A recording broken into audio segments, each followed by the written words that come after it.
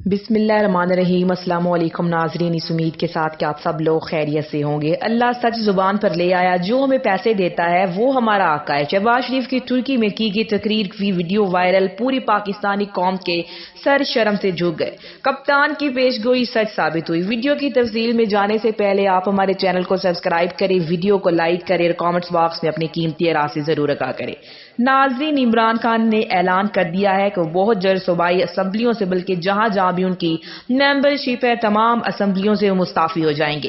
عمران خان کے اس اعلان کے بعد پی ڈی ایم کی صفوں میں خطرناک زلزلہ آ چکا ہے، اونٹ پہاڑ کے نیچے آ چکا ہے، اب انتخابات کروانے پڑیں گے۔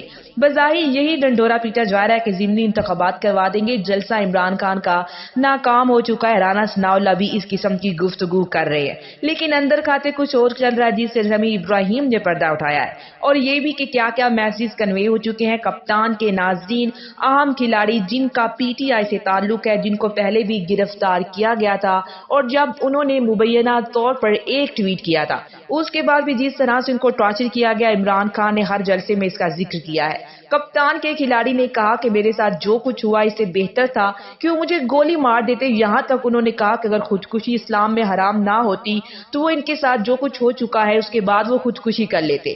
پھر جس طرح ان کی فیملی کے ساتھ ناظرین ان کی ویڈیو بنا کر وہ اصلی تھی یا نکلی کسی کو نہیں پتا، کیونکہ ابھی تک اس ویڈیو کا فرینزک نہیں ہو سکا۔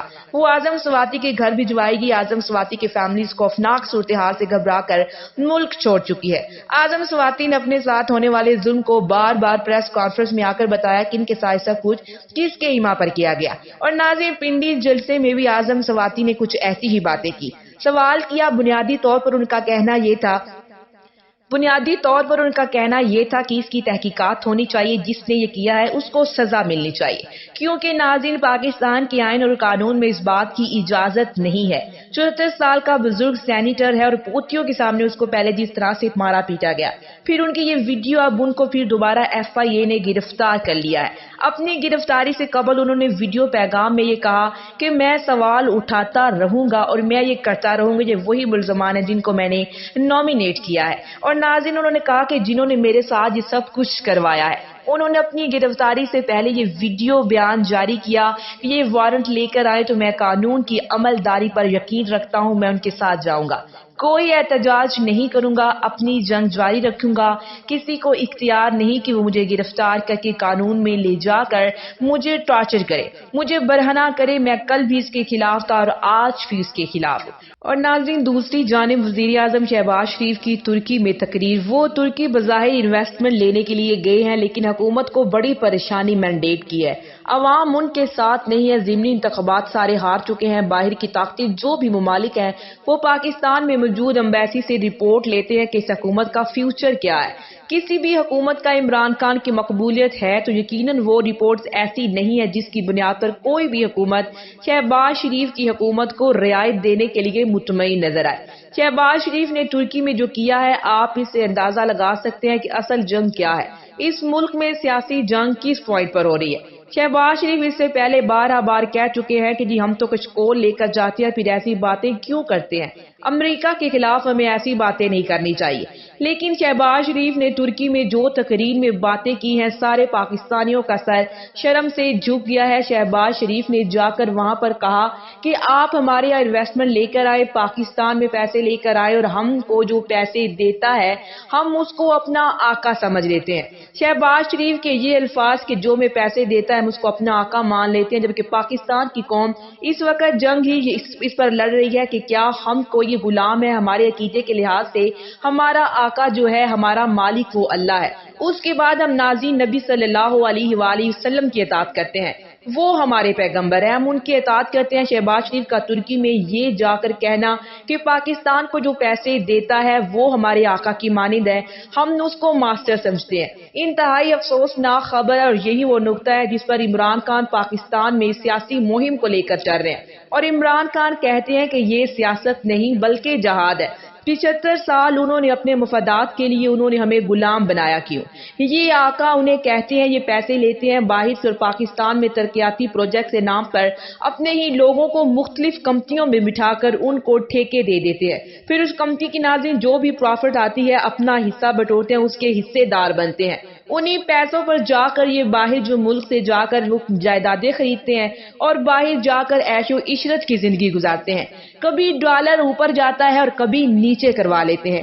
روپوں میں پروفٹ کماتے ہیں. ڈالر کی کمی بیشی بھی اسی چیز کا بنیادی حصہ ہے. شہباز شریف نے ترکی میں جا کر پھر کہا کہ ہم نے جو پیسے دیتا ہے تو ہم اس کو اپنا آقا بنا لیتے ہیں. انتہائی افسوسناک ہے. یہی وہ نقطہ ہے ناظرین جس پر عمران خان کی سیاست ہے، جس پر پورا پاکستان آ کر کھڑا ہو چکا ہے، جس پر اگلا الیکشن ہونے جا رہا ہے. اس لیے کہ پاکستان کی قوم ان سرمایہ داروں کی جو بھی ترجیحات ہے اس کے مطابق اب سننے کے لیے، رہنے کے لیے اور کام کرنے کے لیے تیار نہیں. شہباز شریف کا ایسا بیان پوری قوم کے سر شرم سے جھک چکے ہیں.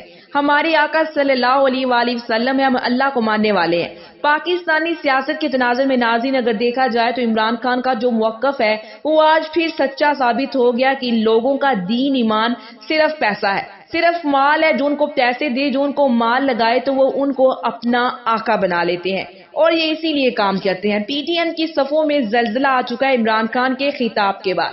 عمران خان نے الیکشن کی بات کی. عمران خان نے اپنے تمام سٹیک ہولڈرز کو اعتماد میں لیا اور اب انہوں نے اپنی پارلیمنٹری پارٹی کے ساتھ بھی بات کرنی ہے. لیکن پی ڈی ایم کے اندر اس بیان کے بعد ناظرین ایک بہت بڑا ہیجان ہے، ایک بہت بڑا بھوچال آ چکا ہے. ان کی صفوں میں اس وقت بہت بڑا زلزلہ آ چکا ہے. بظاہر حکومت کی جانب سے یہی کہا جا رہا ہے کہ سختی سے کام لے، عمران خان کے سامنے اپنی کمزوری کا اظہار نہیں کرنا.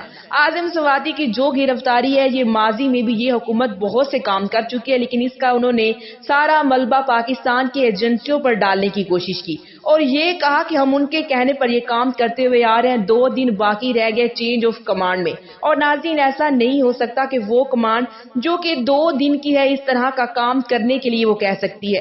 حکومت ماضی میں بھی بارہا اس طرح کے کام کر چکی ہے اور سارا ملبہ جو ہے وہ دوسری سمت دوسروں پر گرانے کی کوشش کرتی آئی ہے. اور ناظرین حکومت کے کہنے پر ایف آئی اے نے پھر سے اعظم سواتی کو گرفتار کر لیا. اس سمن میں خواجہ آصف کا وہ بیان بھی بہت زیادہ اہم ہے جو کہ انہوں نے آرمی چیف کی تعیناتی سے پہلے دیا تھا اور انہوں نے اپنے بیان میں کہا تھا کہ ایک دفعہ آرمی چیف کی تعیناتی ہو جائے تو اس کے بعد عمران خان سے ہم بدلہ لینا شروع کریں گے. اور حکومت نے انہی انتقامی کارروائیوں کا سلسلہ شروع کرتے ہوئے اعظم سواتی کو گرفتار کیا. اور اب دیکھنا یہ ہے کہ یہ گرفتاریوں کا سلسلہ کیا اعظم سواتی پر رکتا ہے یا اس کے بعد بھی مزید حکومت گرفتاریاں عمل میں لاتی ہے.